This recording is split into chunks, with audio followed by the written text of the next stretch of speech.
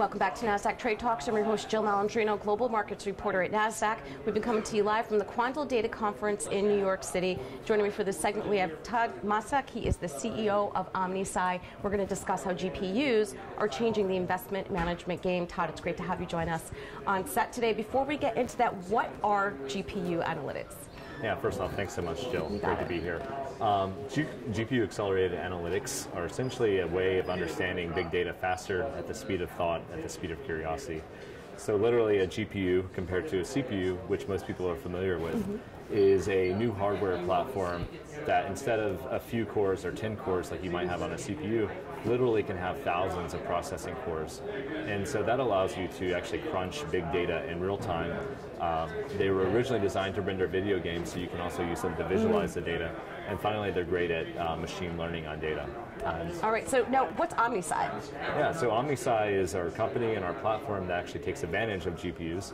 It evolved out of my research at Harvard and MIT, and literally it's a platform that actually brings together the ability to run SQL queries across billions or tens of billions or hundreds of billions of records in real time in milliseconds to visualize that data and then feed them into data science pipelines. That sounds really fast. Like these things move at the speed of light for real. So how are investment management firms, how are capital markets, how are they leveraging these kinds of analytics?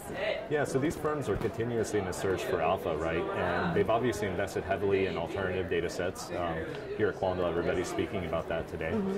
Also in data scientists and data engineering, the kind of human infrastructure for that. And then finally, the final piece of that is actually the technology that allows you to leverage all these massive data sets to glean real-time insight that can be used to find profit in the market and find alpha. All right, what sources of alternative data are out there? It's really myriad, right? Like if you imagine, all kinds of information is emanating in the world, anything can be used as a signal. So you've probably heard of a lot of these. It's social media, it's credit card transactions, it's footfall traffic, it's satellite data showing how many cars are in a Walmart parking lot. But literally anything under the sun, if you look at the internet, anything can be scraped and be used to someone's advantage as long as they're creative enough and actually have the platform and abilities to do that. I mean, I think a lot of people don't even realize, like you and I, we are data generators at the end of the day, and it's just amazing how much is out there. Can you give us a real-world example of how an alternative data set was leveraged? Absolutely. So you can imagine that credit card transactions or point-of-sale transactions are a massive source of data that many firms are actually leveraging. So our platform, with one of these particular hedge funds, they would get these dumps every day.